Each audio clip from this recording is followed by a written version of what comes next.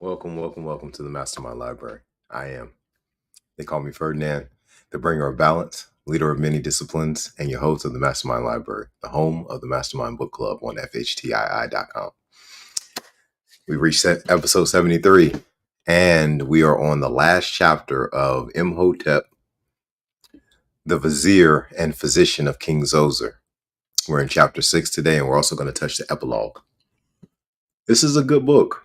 There are some things that I've pointed out to the audience a couple of times here or there concerning sometimes what we get out of European authors when they're writing about ancient Kemet, or what they may call ancient Egypt. Sometimes the European authors, they're very good at they're very good at finding doctrine to support whatever they're writing. I would imagine they may know how to read the Metu Neter and all of that.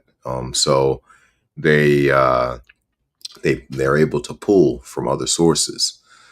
But what is lacking a lot of the times in their writings, when it's coming down to them writing about the ancient people, is an actual understanding of the ancient ways. And to have that understanding, there's a couple of things that are necessary. Number one is understanding the transcendental side of our existence, the transcendental side of our teachings, the transcendental education, right? Understanding the spiritual side of things, not from a perspective of religion, but understanding it from a perspective of planetary principle, laws, these types of things. And when I say laws, I'm not talking about local, federal, county, state. No, universal law.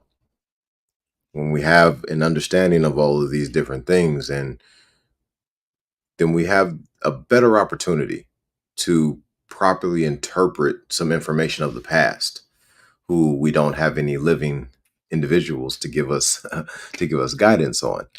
Now, another thing that is missing from the European authors is melanin. Okay. Melanin, I highly recommend every single person who's listening to go out there and do a little research on melanin, because without it, it is very difficult to have a full understanding of this universe.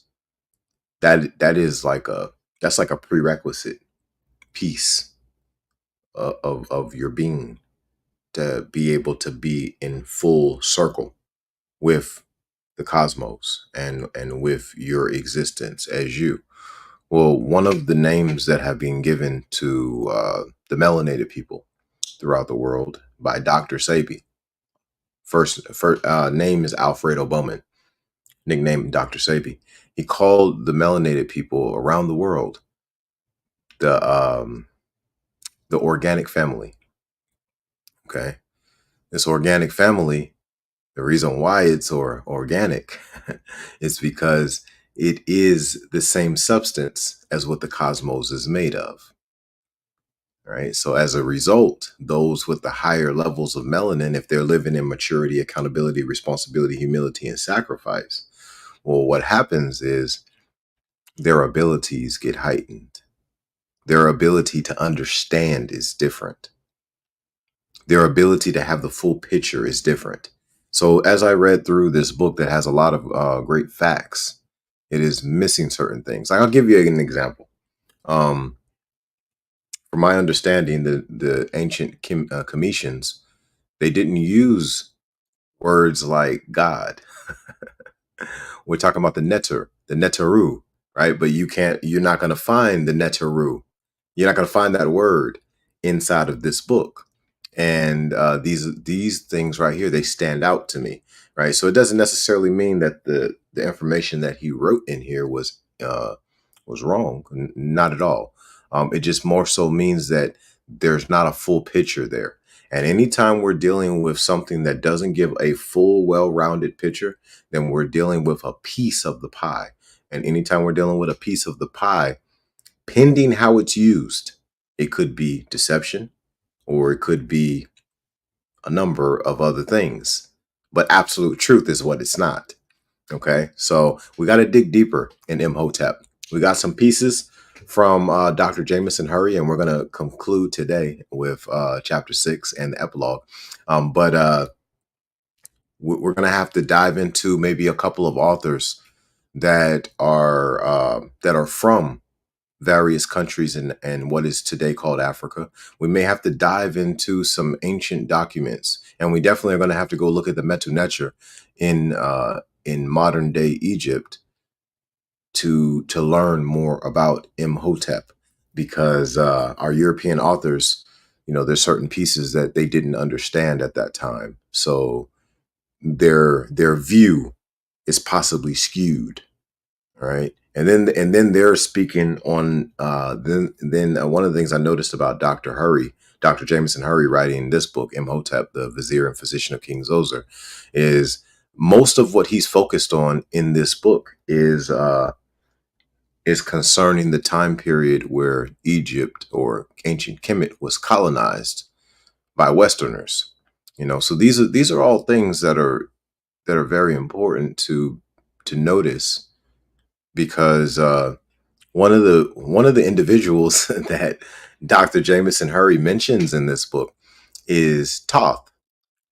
Some people call him Tahuti or Jehuti. And then there's others, let's say the Westerners, who may call him Hermes Trismegistus, right? Well, if this is true, he predates all of the pharaohs. He predates all of the Neteru of ancient Kemet. He predates them, so he built ancient Kemet according to the information that I've read. He is the beginning of ancient Kemet. And yes, we still need to give reverence to the others who came after him, like Imhotep and Amenhotep, and the list of names goes on and on and on and on and on.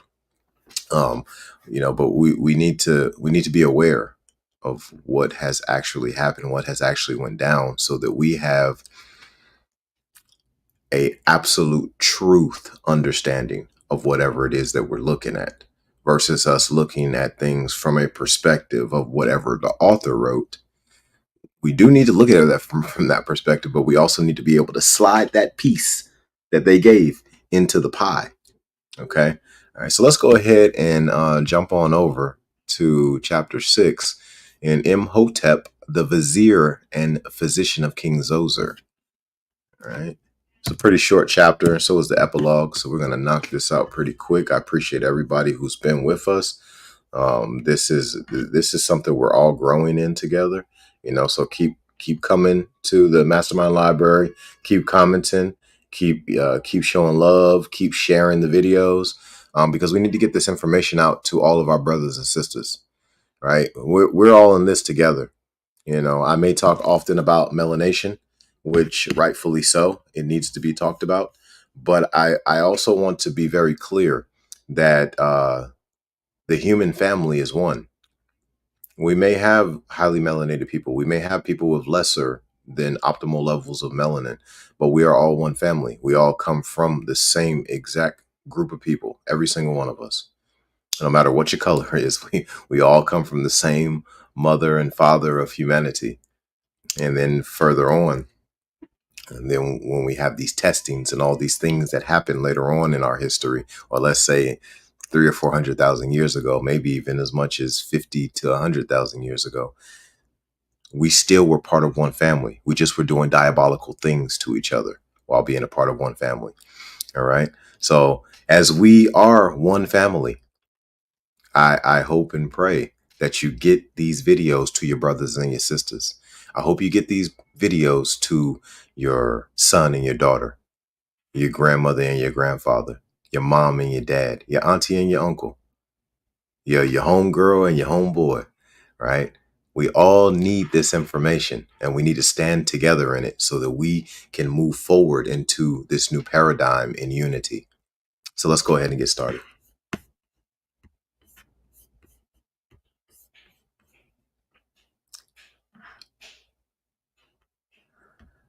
Honor to whom honor is due.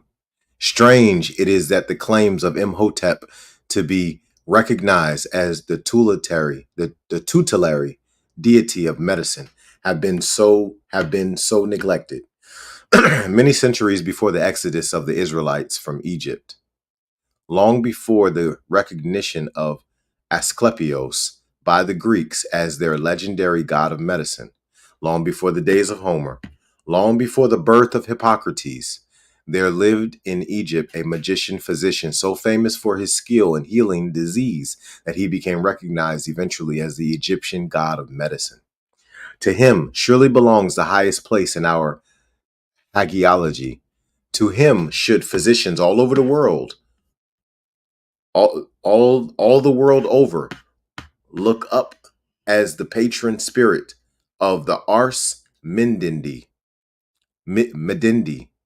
as the emblematic god of medicine. The reason for the neglect of MHotep doubtless lies in the fact that it is only since Champollion deciphered the hieroglyphs about a century ago that the civilization of ancient Egypt has become known to the learned world. Until then, all contemporary records, whether depicted in the temples or tombs or inscribed on papyri, were undecipherable. Meanwhile, Greek and Roman scholarship had for many centuries been familiar, with the result that the mythological lore relating to the classical deity of the healing art has become interwoven with the history of medicine in all civilized countries, to the exclusion of the much older Egyptian deities. Surely the time has come to do justice to the venerable figure described in the above pages, and to elevate MHotep to the place of honor which is his due. All right, let's jump into the epilogue. We've completed Chapter 6, the epilogue. We have now completed the story of the venerable physician, whom Sir W. Osler calls Dr. MHotep. From the time of his dramatic appearance as vizier and magician physician of King Zoser to his elevation to the rank of one of the full Egyptian deities. The contemplation of a career so varied in its pursuits, so notable in its achievements, so trusted by suffering humanity, so glorified in its final apotheosis, must call forth a tribute of admiration. The worship of MHotep extended well into the Roman period, at any rate as late as the 4th century of our era, so that his career, one of unique interest, extends over a period of about 3,000 years. His name deserves to be held in everlasting remembrance as one of the few men of genius recorded in the history of ancient Egypt. He is one of the fixed stars in the Egyptian firmament. His influence still remained dominant when the Egyptian civilization had long passed its meridian, and the country had become the vessel first of Greece and eventually of Rome. The graffiti of the rich Greeks and Romans who visited the ruined temples and tombs still record the homage paid to our hero and the widespread faith of his power to heal the sick devotees who flocked to his shrines. During the Greek and Roman periods of Egyptian history, Imhotep, alias Imhotep, became more and more closely identified with Asclepios and Aesculapius, the Greek and afterwards the Roman god of medicine. Ultimately, indeed, Imhotep was entirely merged in the latter deity. In Egypt, as everywhere else, the old order changeth, giveth place to new. In the course of the intervening centuries, time's eroding finger and the vandalism of man have wrought strange transformations in the temples where the beloved Imhotep formerly reigned as the beneficent deity who gave life and health to the sick and suffering. His chief temple at Memphis is now a scene of desolation, where once the sacred aisles and pillars echoed to the march of priests and worshiper, all in silence, save for bats and owls and scarabs. The impressive ceremonial, the magic rites and incantations that ministered to the healing art have ceased forever. No longer do the seekers have health crave permission to sleep within the precincts of his temple in the hope that the deity would appear to them in dreams and reveal the panacea for their sickness. No longer do devoted patients sing and dance before his shrine with hearts bursting with gratitude for a new lease of health and life. The smaller sanctuary of Philae is submerged in a vast reservoir destined to bring material blessings to the country in lieu of the healing virtues formerly associated with the temple. The glory has also departed from the other shrines, linked with Imhotep's worship, which have been alluded to above. Let us, however, be thankful that even to this day, there survive some material and visible memorials of the immortal Egyptian physician, the terraced pyramid of Saqqara, the ruins at Philae, at Deir el Bahari, and elsewhere will long remain as imposing reliquiae, recalling the part he played on the stage of history. And even when pyramid and temple have crumbled into dust, his name will still be held in undying remembrance.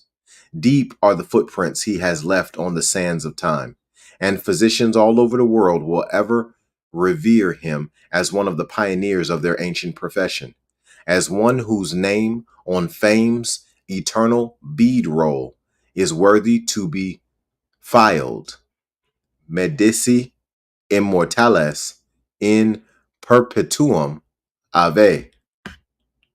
And that concludes ImHotep, the Vizier and physician of King Zoser. I hope everybody has enjoyed the reading, and I have a really special treat for everybody. So, matter of fact, while we're up here, let's go ahead and talk about that just for a quick second. Just for a quick second. So, as y'all know, I read a book. I read a chapter out of a book 5 days a week. All right. Very thankful to be able to do it. I love it. And so I do the books in sevens, right? So this book that we just completed, Imhotep, the Vizier and Physician of King Zoser, is number 6. So number 7 is the child's book. And I may change that to a 9-book rotation, but right now the book rotation is 7. Okay. So our next book, what's coming up on episode 74. I hope you all are going to tune in. Make sure you got your children watching. We're going to be reading The Never Ending Story. So this is a childhood story for me. I love this story. And I think there's a lot of lessons in it.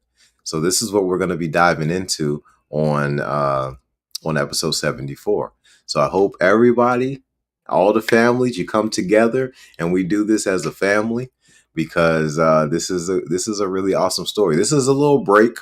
So our 7th book, being a child's book, will always be the book that kind of like breaks up how cerebral most of these other books are. You know, the MasterMind Library is just that. It's a book of mastermind material. Okay. But we got to have a break from the mastermind material every now and again. So that's always going to be our 7th book. We'll always make sure it's something for the children, something that will uplift the children, help them build courage, help them build faith, help them build love, compassion, empathy, maturity, accountability, responsibility, humility, and sacrifice. Helps them build those things, but at the same time gives a little bit of humor, gives a little bit of fun, gives a little bit of suspense, gives all those different things. And then we dive right back into right back into the mastermind types of books that you can, anybody, just so y'all know, I know I don't say it very often, but down in the comments, we've got a lot of links in there. Feel free to visit any of those. But I also want y'all to know we have the Mastermind Library link in the description. So every single episode, I make sure that the Mastermind Library link is in there. Anytime that you want a new book, or you'd like to get some high vibrational material to help you to change something in your life, to make some different moves to help you be successful in whatever it is that you'd like to be successful at, feel free to visit the Mastermind Library. I've been accumulating the books in that Mastermind Library for a few years now, and They've helped change lives. There's people who've been able to get rid of disease because of the books in the MasterMind Library. There's other people who've been able to pass classes in college because of the books in the MasterMind Library. There's other people who've been able to get to inspire their children to act like they got some sense because of books in the MasterMind Library. Then there's others who they just have a personal desire to be stronger at understanding the Mayans. Well, maybe they go to the MasterMind Library and they pull up the Popol Vuh. Then there's others who like to see the full genealogy of not the full genealogy. They like to see the family tree from Adam and Eve to Yeshua. Well, I have a Prince James version, not a King James. I have a Prince James version Bible in the MasterMind Library, and I have a bunch of other Bibles in the MasterMind Library. I have the Codex Sassoon in the MasterMind Library. I have the Codex Vaticanus in the MasterMind Library. I've got multiple other Bibles in there. I think I have a Geneva Bible in there, and I think I might even have an Ethiopian Bible in there. I definitely have a Bible in there that is written in Hebrew. Right, so those are all in there. The Quran is in there. The Koran is in there. The Circle 7 Koran is in there. The Analects of Confucius is in there. Teachings of Buddha is in there.